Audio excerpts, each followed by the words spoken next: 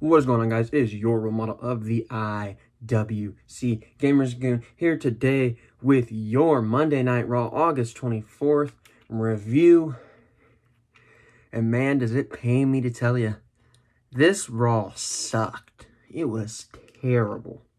This show absolutely sucked tonight. I wanted to come on here. I wanted to be positive, especially after the show we got last night. I told you that SummerSlam was pretty good. One of the best SummerSlams we've seen in the last few SummerSlams. SummerSlam was good. I wanted them to keep that momentum up. I wanted to be able to come on here and tell you that Raw was a good show. And man, I can't do it. I can't do it. To start off the show, we get an announcement, and the announcement is that at Payback, we are going to be having a triple threat match for the Universal Championship between Bray Wyatt, Braun Strowman, and Roman Reigns. If you watched my video yesterday, I said heel Roman is what's best for business, but you have to keep him away. This is the exact problem they had with Roman the first time. They thrusted him to the main event picture way too soon for him. They're forcing him down the throat. He comes back, and they force him right back to where he was. You can't force it. You have to wait a few months, let him genuinely get over as a heel in order to get into a situation where he has a Universal Championship match. And they literally give him 7 days, and he will be in a Universal Championship match. Terrible. Whoever booked that, whoever made that decision is an idiot. Terrible.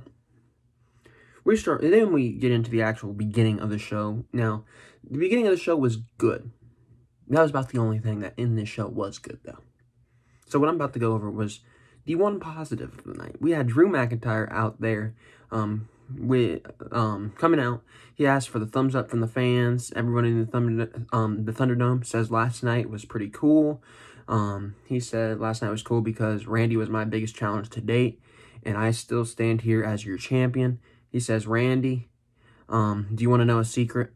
I won because I'm more hungrier than you, and I work harder than you, and I push forward because I'm so damn proud to be the champion. He said that he's this way because he knows what it's like to feel desperate. Randy's never felt like that. Randy's always been protected. He said Randy is the absolute best, but last night Drew McIntyre was just that much better. He said that he thought back to Backlash, where Randy Orton won a match that had the tagline, the greatest wrestling match ever. And then Randy went out and bragged about how he was the best wrestler ever. But last night he beat Randy Orton with a wrestling move. So what does that make Drew McIntyre? Drew says, you know what? It's fine, Randy. If you want a rematch, I'll give it to you. Because I didn't get to do one thing to you last night. I didn't get to send your ass to Claymore Country. Then we have Randy Orton attack Drew McIntyre on the ramp as he's going back to Gorilla.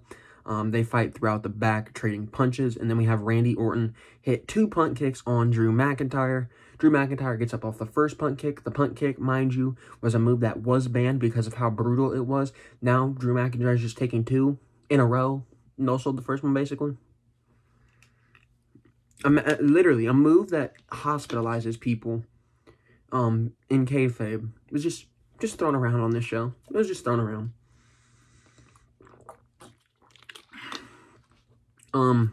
Good segment with Drew. I like the way they went about getting the rematch to Randy Orton. Obviously, at the end of the show, we know that Drew McIntyre and Randy Orton is not the case for Payback. But I like the way of going around it. I like the approach. And then, who wouldn't guess?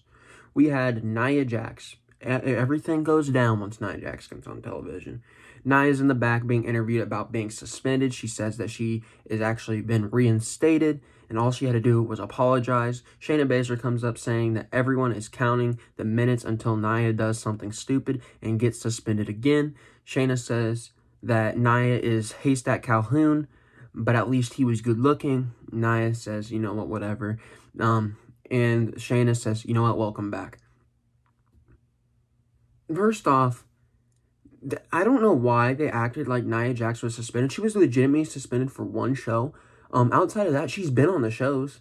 She has legitimately been on all the shows. You sit there and you tell me that you are taking the proper precautions for the virus, right? You're checking everybody that comes in and out of that arena. It's a tight security. But you can't stop Nia Jax from getting into the building with that tight security. I mean, don't treat your fans like they're idiots. Nia Jax wasn't suspended. You just said she was. She wasn't really suspended. She's been on the shows. That's not a suspension. Then we had our first match of the show. Started 25 minutes into the show, just so you know. So, a wrestling show that doesn't even have a wrestling match until almost halfway through the first hour. We have Bayley versus Shayna, a match that did not need to happen here. Nia Jax was standing on the ramp for this match. Sasha obviously in the corner of Bayley. Match about 4 minutes in, we had Shayna have Bayley in a submission move. Sasha then distracts Shayna, allowing Bayley to get the upper hand. Bayley tosses Shayna to the outside. Shayna tries to get back into the ring.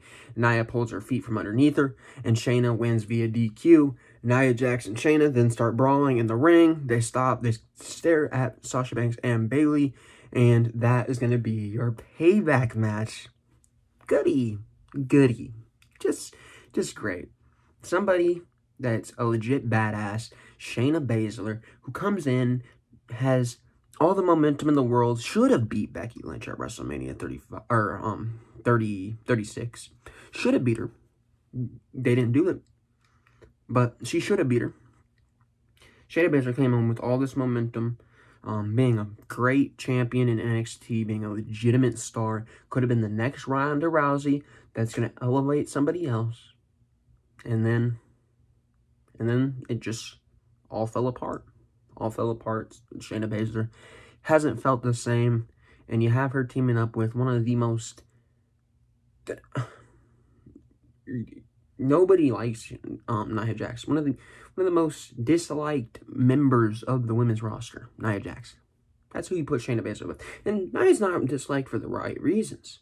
She's not a good heel. She's not the Sasha Banks kind of heel from NXT where you just love to hate her. Nia's a heel because Nia legitimately does not know how to properly wrestle. She injures multiple people. She's had multiple times where she's been the cause of an injury. That's who you're pairing up a legit badass in Shayna Baszler with. It's a shame. It's really a shame. Shayna Baszler should be doing much better things than teaming with Nia Jax. That's absolutely disgraceful. And also, why? Who in the back hates Sasha Banks? Like, seriously, we'll talk about it again later in the night. Because this is when they announced that we're going to have Asuka and Sasha in a lumberjack match. Who? Seriously, I would love to know who Sasha Banks pissed off. I would really love it. Then we have Kevin Owens in the back. He opens the door of Aleister Black. It says, "Will you be joining me tonight?" And then he says, "You know what? I'll see you at the Thunderdome." Aleister comes out with bandages over his eyes. To sell Seth's attack on him. KO asks how he's doing. Aleister says, "You know what? Just roll the footage." Kevin Owens rolls the footage. And then he says, you know what? Seth likes to do this. He likes to get in everybody's head. He lives for it. KO then says, I've been trying to take a different path. Rollins isn't like me. Then Aleister falls, acting like he's like having like an eye problem. He's like falling, grabbing his eye. Kevin Owens visibly worried about Aleister's safety. Aleister gets up after Owens is close to him, hits a spinning back elbow, and then hits the Black Mass. The most underwhelming heel turn I've ever seen. Seriously. I felt nothing in that. I really did not even feel like it was a heel turn. I was like, what was that? It was the most underwhelming heel turn I've ever seen. Then we had a Sasha interview in the back. She says that she's going to win all the title, or win back her title tonight. No, you aren't. You forget who's milking the company. You got Bruce Pritchard. You got Vince McMahon. You got Mr. Dunn. Kevin Dunn.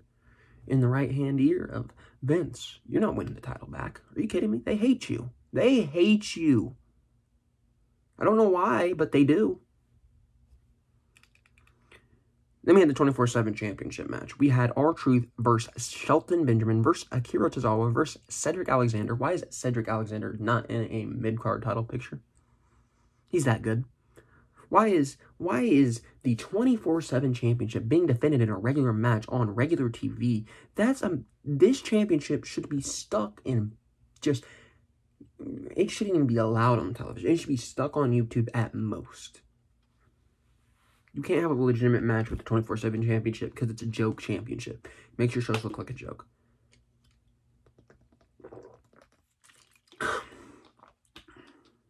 Next, we have a Randy Orton promo saying, you can call him many things. It's probably a long list, but he's a man of his word. He kills the legends because he's the legend killer. He says, Drew came out here and offered me an opportunity, and the opportunity presented itself, and I punt kicked him twice, and I enjoyed it. I did it twice because Drew offered a rematch out of pity. Orton says he is Randy Orton, the legend killer and the greatest wrestler of all time. Then we have Keith Lee. Yeah, you saw him on the thumbnail. We have Keith Lee come on out. And in a matter of 5 seconds, you have Keith Lee with all this promise, this vibe to him, where Keith Lee is just one of the best. He's really had a great 2020 until tonight. You have him start off with the Rumble. He had a big face down with Roman. He got over, very big time got over. Was the North American champion. Ended up becoming a double champion. Once he became double champion, then everything went south. He had to vacate the North American championship. He ended up losing his NXT championship to Karrion Kross. All for the one fact that he was getting called up. His big grand reveal, he's going to get thrusted into a feud with Randy Orton. And what do? The very first thing they do when we see Keith Lee, they change his music. Why touch something that isn't broken? Why? Keith Lee's music was something that it helped create the aura of Keith Lee. It'd come in, and it went something like, Keith Lee, I'm the greatest around, whatever. But now it legitimately sounds like jobber music. It sounds like it came off WWE 2K20. That's where it sounds like it came from. That's not Keith Lee. That's not the Keith Lee we fell in love with. And not only does that, he comes out and he acts like a prophet. What the hell is he doing as a prophet? Keith Lee, literally 2 weeks ago, cut a badass promo on Karrion Kross. I'm going to whip that ass, boy. Now he's sitting here trying to be all evangelical, or whatever the word is. He's sitting here trying to preach the gospel or something. Like, he says, let me introduce myself. Greetings and salutations. I came here to offer an opportunity to stop what you're doing and bask in my glory. Randy, you've been called many things. A viper, an apex predator, even a legend killer. But I've nicknamed too. I'm the game changer, and I'm limitless. Lee then goes on to say that Orton looks like he wants a fight. He says, you know what, I'll give you the opportunity to have a fight right now. Do you want to fight? And Randy says, you know what, maybe later. And then they book the match for later. Not only did they change his music, they make him come out there and act like he's preaching some sort of gospel. And then they literally give away his first feud on the first night. They literally let them go in the ring and fight each other. The end result of that match, obviously, is the bridge to the Payback match, but he's literally facing him at Payback. He's already ruined. They gotta change the music back first off. And he doesn't lose at Payback. He does not lose to Orton at Payback. That's the only way to save Keith Lee. It really is. They've literally had him on the main roster for one night. They've literally changed everything about him. They've almost ruined him to the point where there's no return. The only way they can return it is if we forget that this music ever happened, and we have him go into his first full match and have him beat Randy Orton. That's the only way we're going to save Keith Lee right now. If you don't remember, what happened to the Viking Raiders? They came up as the War Raiders. They were the War Raiders in NXT. They came up as the Viking Experience. And everybody crapped on that. You were forced to change it to the Viking Raiders. And they've never felt the same since. They've never felt like the NXT War Raiders that we all knew and loved. You ruin things. Triple H creates. Vince McMahon kills. There's so many examples. Ricochet. The Street Profits. You look up and down the roster. All the NXT guys, basically. It's a ridiculous trend. It really is.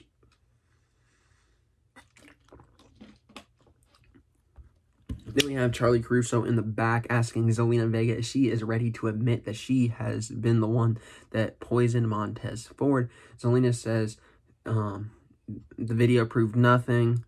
And then Angel Garza says she got caught. Vega says, you need to be quiet. I have a match. Let me get ready to that. And so, why is Garza still with Demi? Demi needs to go. I don't care about The Bachelor being on WWE television. It's not going to pop a rating. I'm not interested in the Ivor and Angel Garza's love triangle bullshit. I don't care. You know why I don't care? You don't have a credible division.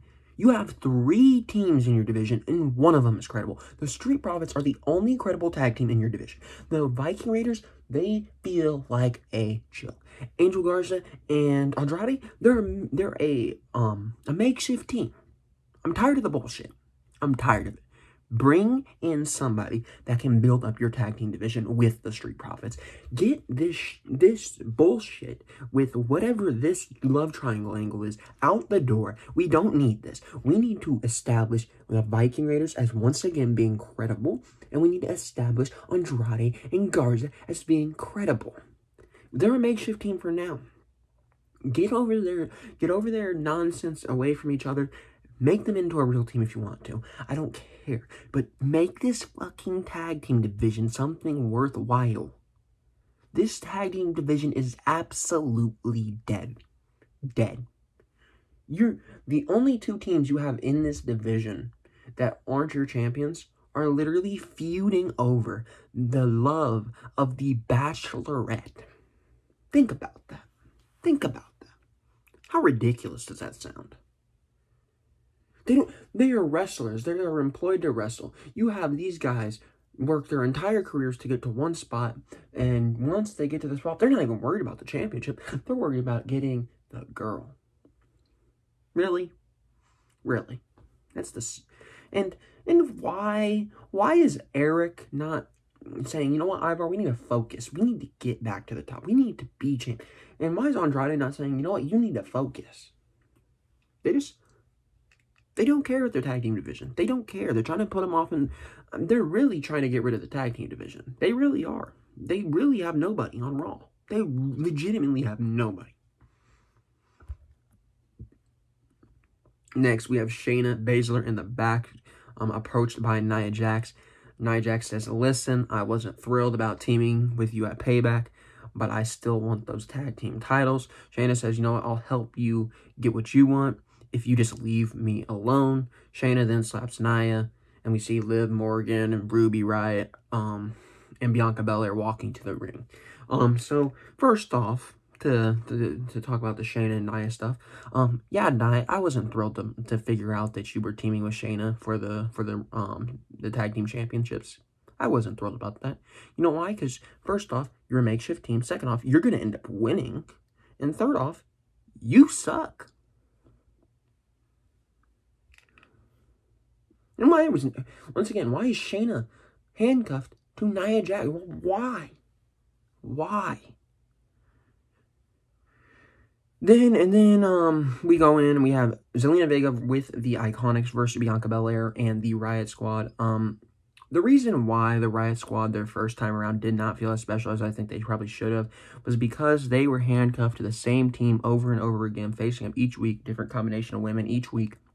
Nothing different here. Nothing different. We're getting the same thing with the Iconics and the Riot Squad. It'll be a mixture here and there, and then eventually it's going to fall apart, whatever. Nothing different. And also, the thing that also gets me mad is The Riot Squad, they should be going for the tag team championships rather than Shayna and Nia. Not only could they do that, Ruby Riott, Liv Morgan, and Bianca Belair, their entire team, are all credible women to build up to face your women's champion. Look at that. But you handcuffed them to the Iconics. Think about how stupid that sounds. Think about it. Terrible match. Then we see Cedric Alexander and Ricochet in the back having an arm wrestling match. Mark Henry approaches them, says that he's going to need the stand because they're doing a little arm wrestling thing on the stand for later this evening. But then we get into Lashley versus Apollo for their arm wrestling match. And I praised Apollo literally ever since he's won that United States Championship. I've told you how great Apollo is. I told you how he's got the talent to be the world champion. I've literally gone to battle for Apollo ever since he's been the United States champion. But tonight, I'm not going to defend what they did with Apollo. We have Apollo in there in an arm wrestling match. And he's sitting there smiling, acting like it's something great. Who cares about an arm wrestling match? Seriously. In the arm wrestling match, Apollo ended up winning. He ended up cheating to win, but Apollo ended up winning nonetheless. That led to Apollo and Lashley having a fight on the after the whole thing was done.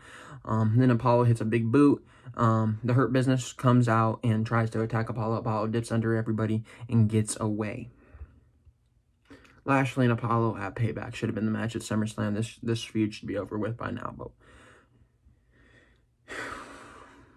that's what we that's seriously what we're getting in 2020. We're getting arm wrestling matches. Next, we had the Mysterio family being interviewed. They asked Ray about how he was feeling after last night. What is his emotions like? Ray says, "I'm a proud father. I'm proud of my son. He fought one of the most dangerous superstars of all time, and he gave Seth Rollins hell." He says, or they ask how Dominic was going into the match. Dom says he was nervous. He said he was terrified, but he knew his family would be there in the end, and they gave him courage to continue to fight. Ray says Seth doesn't understand the strength that family gives. Ray says that Dominic became a man last night, and tonight is the night where he is going to share the ring with his son. Yeah. Good stuff, I guess. The problem is, why the hell are we having the Mysterio tribe, family, whatever, facing Murphy and Seth on Raw? That should be a Payback. And it'll probably end up still being a Payback, to be honest with you. Next, we had Lana and Natalya. They cut a promo saying, "It's a special day because we are inducting Mickie James into the Hall of Fame because her trail ends here." James comes out running, pushes Natty down, kicks Lana, goes back to the back like nothing ever even happened. Lana, I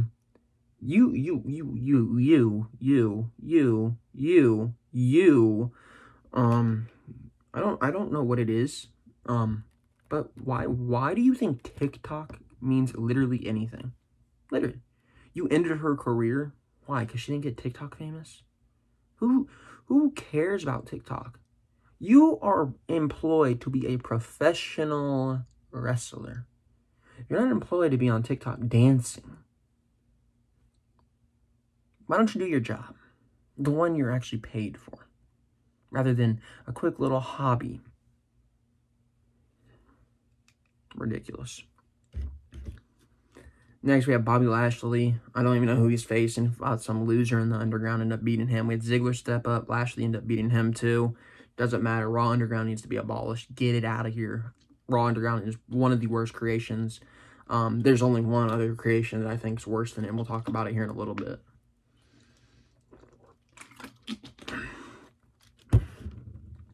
Next, we had Randy Orton versus Keith Lee. The dream match. Why would you even give away the dream match? Plus, Lee, what was Keith Lee wearing? He looked like he was wearing a skirt. Keith Lee, literally, one night on the main roster, went from being this star. He had so much stock going into tonight. Each hour, the stock kept plummeting. It was not a good night for Keith Lee. Keith Lee does not need to be on the main roster. Please promote him back to NXT. Because this demotion you have right now on the main roster with Keith Lee is absolutely ridiculous. They've ruined him. They've literally ruined him. Send him back to Triple H. Let Triple H begin the process of rebuilding Keith Lee. Because you fucked it up in one night. Usually, you sit there, I'll give him 2 weeks. I'll give him 3 weeks. They literally fucked it up in the first 3 hours. How is that possible? How is that possible, Vince? How? I repeat, how is it possible to ruin Keith Lee in a matter of 3 hours? Literally. I tweeted it out earlier.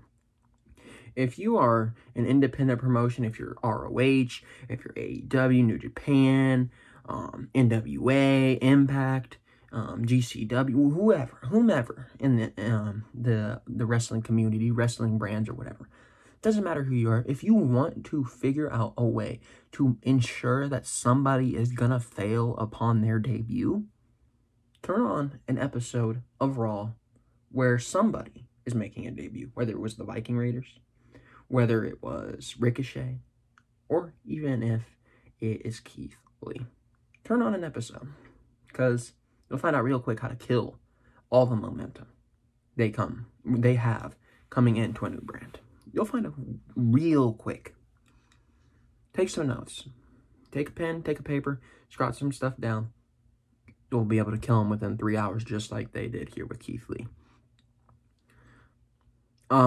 Match doesn't last long. Has Orton getting attacked by Drew. Yeah. I don't know what to say, man. We had Drew getting interviewed after this. He says, you know what, he didn't feel good since Orton tried to end his career earlier. Orton attacks him again, also hits another punt on him. Then we have Charlie come back from commercial saying that the doctors are fearing that Drew McIntyre has a skull fracture. And it might end his career. It ain't gonna end his career. Believe me, he'll be back by I don't know if it's next week, but he'll be back by the next pay-per-view. He'll be facing Randy Orton. He'll act like nothing ever happened. Career-ending injury, though. Let's toy around with career-ending injury when Edge just came back from a 9-year hiatus with a career-ending injury. Or Daniel Bryan actually had a career-ending injury where he came back after however many years. Let's toy around with that when he's going to be back in a week. Next, we have the Sasha Banks versus Asuka Lumberjack match. I don't know how they did it. I applaud them, actually. They made me not care about Sasha Banks. I don't know how it's possible. I probably have more Sasha Banks merch than literally any other merch I have of WWE. I have 1, 2, 3, 4, 5. I have the hat, 6. I have the autograph, 7. I have another autograph, 8. 8 different merch / autographs from Sasha, whatever. They literally killed Sasha and Bayley. I don't know how he did it, but I'm not interested anymore. I'm not interested in them. You have Asuka beat Sasha Banks for the second time in 24 hours, tapping out Sasha Banks for the second time in 24 hours. This match didn't even need to be booked. This match had no business being on the show, but they wanted to do it just so that you can make Sasha look as bad as possible. I swear, they literally only want to find a way how to make Sasha look terrible. That's the only thing they want in life. Terrible match, terrible stipulation. Why is a lumberjack match even a stipulation? The lumberjack match is outdated. It's the most shitty stipulation I've ever seen.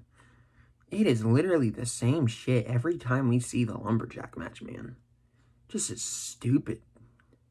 Get the lumberjack match out of the WWE book of matches like this. That match is terrible.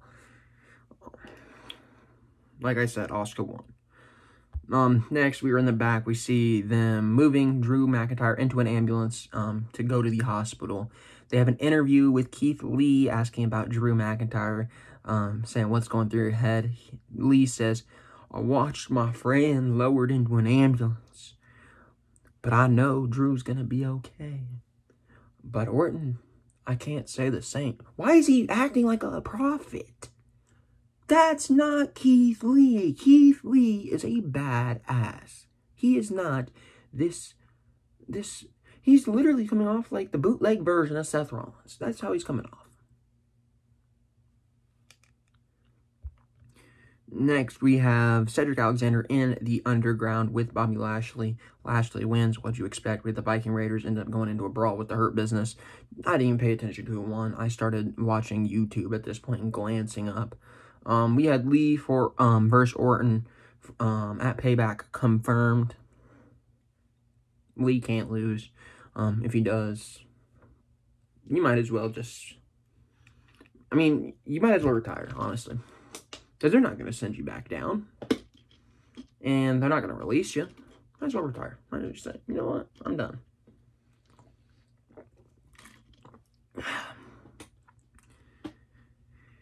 And next we had Dominic Mysterio and Rey Mysterio versus Buddy Murphy and Seth Rollins. Why the hell is this not on Payback? This is literally a match that screams Payback. Murphy's new shirt, by the way, looks absolutely hideous. It looks like a kindergartner made it. I'm not even joking. It's literally a shirt with a line on it that says, Disciple Murphy. And then on the back, it says something, I don't know, but it's another line. It's 2 lines on the shirt. If you buy that shirt, I cannot help you. I don't know who would want that shirt. That looked horrible. Match ended up not meaning anything because we have Retribution making an appearance at the end to attack the Mysterio family. Yeah. That was Monday Night Raw for you. Terrible show. Up and down, terrible show. I said it started off on a good note. Everything from there was downhill. We got multiple shitty matches. We got multiple logic gaps. We had multiple things that just did not feel good. And worst of all, we had them kill Keith Lee's momentum in a matter of 3 hours. Anyways, I don't even know what to say, man. I'm going to get on out of here. It is 10:41 p.m., meaning that in 19 minutes, I will be able to play Madden 21. So I'm going to be doing that, and I'm going to actually turn this terrible night into a good night with Madden. Thank you, Madden, for actually being something worthwhile on a Monday night. So we are going to be going over to Madden once this is done.